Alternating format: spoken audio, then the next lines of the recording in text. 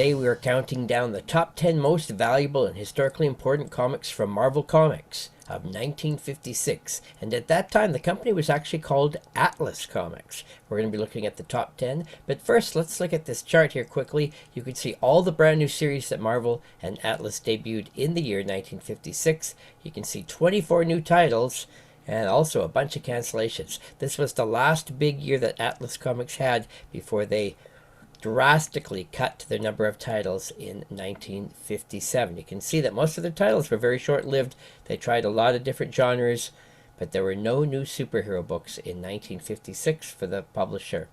World of Fantasy would run the longest with 19 issues. Let's dive into the top 10. We got some surprising things coming up. The number 10 book of the year, Journey into Mystery 35. Many of Atlas's best artists working on this book, Paul Reinman, John Forte, and Lou Cameron. This is the 151st most valuable Marvel and Atlas comic of the 1950s. Got a great horror cover. On the CGC census, only 21 copies have ever been graded in all conditions combined. This is an extremely hard to find book. There are 0 copies graded 9.0 or higher on the census. And Heritage Auctions has only sold 7 copies of this book since the year 2000. Classic clock cover.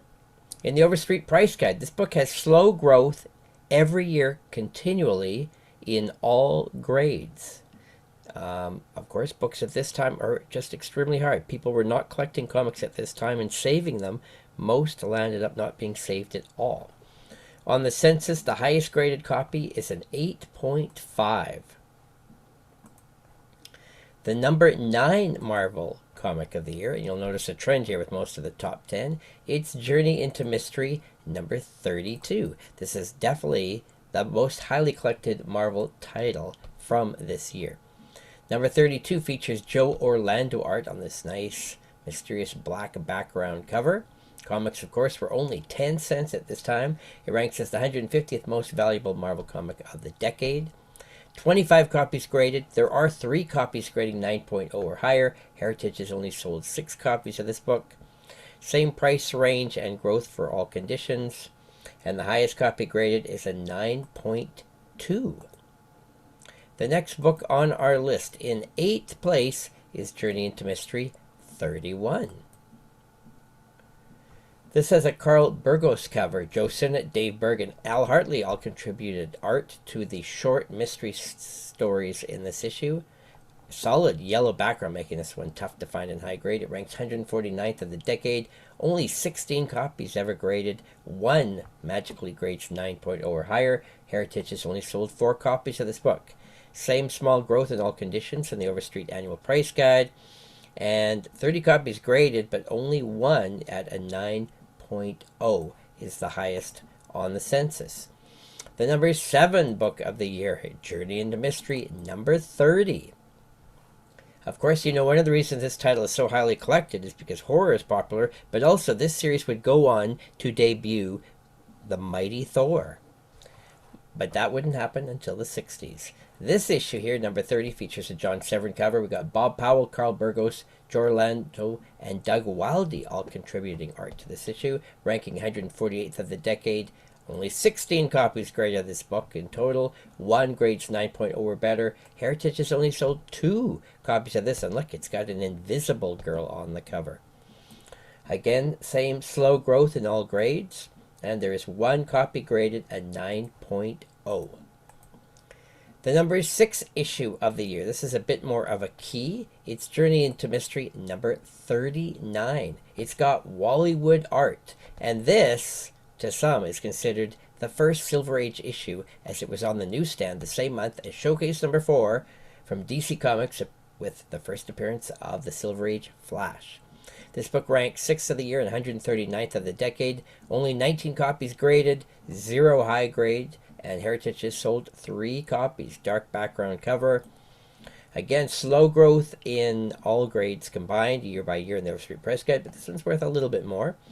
And the highest graded copy is an 8.5. The number 5 issue of the year, Journey into Mystery, number 34.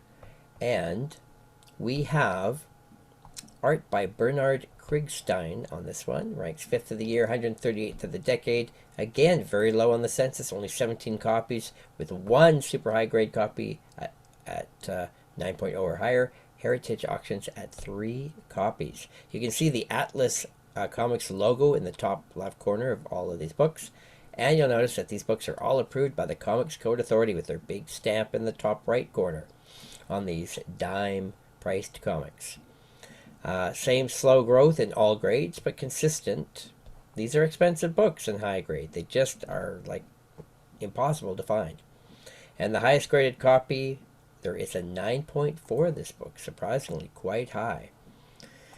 And finally, we get through our Journey into Mystery run. In 4th place, we have issue number 33. This is the most valuable issue of the year because it features Steve Ditko art on this red background cover, and this is believed to possibly be the first comic he ever worked for at Atlas and Marvel Comics.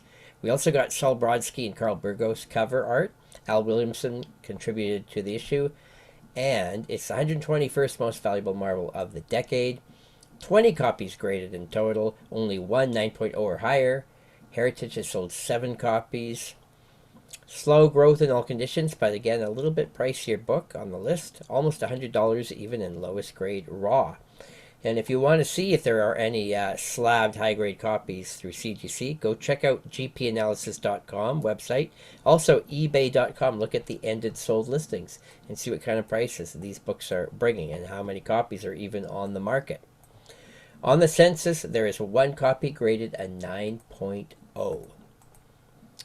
Well, now we're up to the big top 3, and the titles are changing. We have Yellow Claw number 2.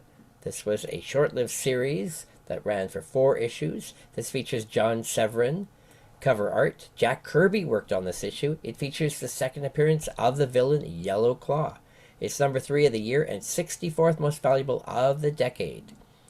On the census, there's a few more copies graded. 25 with one super high grade copy. Heritage has sold 10. There's a little more demand for this series. And Overstreet Price Guide, definitely a more expensive book in general. And a little faster paces and growth in all grades every year. And on the census, there is a 9.0 ranking as the highest copy. Number 2 of the year is Black Knight number 5. This is the final issue of the very popular series that debuted in 1955. Joe Manley cover art as he did all the issues. White background. I really like this cover. And we've also got Sid Shore's art in this white background cover, making this tough to find in high grade. And of course, Black Knight is very popular as he appeared in the Marvel's Eternals movie. Of course, it's a newer version of the Black Knight. It's the 58th most valuable book of the decade. Heritage has sold 34. There are 2 high-grade copies of this book. Heritage has sold 17. And this book has had tremendous growth. It more than doubled in a single year with so much demand and hype from speculators due to that Eternals movie. And so it's no longer a cheap book in any grade. Overstreet Price Guide has skyrocketed. It's now over $2,000 for a high-grade copy. There are 2 copies graded 9.0. And definitely the number 1 most iconic and valuable Marvel Atlas comic of 1956 is the Yellow Claw number 1. Very cool, historic cover. And this is likely the first villain to ever get their own Marvel series. And what's even more unique about that, he makes his first appearance in his own book. This issue has Joe Manley art. First appearance, Jimmy Woo, who would become a S.H.I.E.L.D. agent a decade or so later. This series would run only 4 issues, but it's highly collectible, 45th most valuable of the decade, and has the highest number of copies on the census. 49 copies graded, yet not a single high-grade copy. Heritage has sold 16 copies of this book. Nice steady growth in all grades. It's always moving up, low grade to high grade. Very few copies out there, though, as we can see on the census. There are no copies graded higher than 8.0 of this historic book. Now we're going to compare these top 10 books and look at the CGC census, just which books are being graded, which are the rarest and most common, and which ones are collectors looking for. Well, Yellow Claw #1, of course, is the most valuable book of the year, and it is also the most easily found book on the CGC census, but still, it's only 49 copies. That is very low compared to modern books that have thousands and thousands of copies graded. And on the low end, it's Journey into Mystery 30 with the least number of copies graded, with an unbelievable low number of only 16 copies. When we look at the high grades on the census, you can see there's just no high grade copies of any of these books at the top end. Journey into Mystery 34 miraculously has a 9.4, and Mystery 32 has a 9.2. Otherwise, finding a 9.0 is literally the best copies in the world ever graded. So there you go, the top 10 books of Marvel and Atlas Comics for the year 1956. We do this series every week. Please subscribe to this channel. Thanks for watching.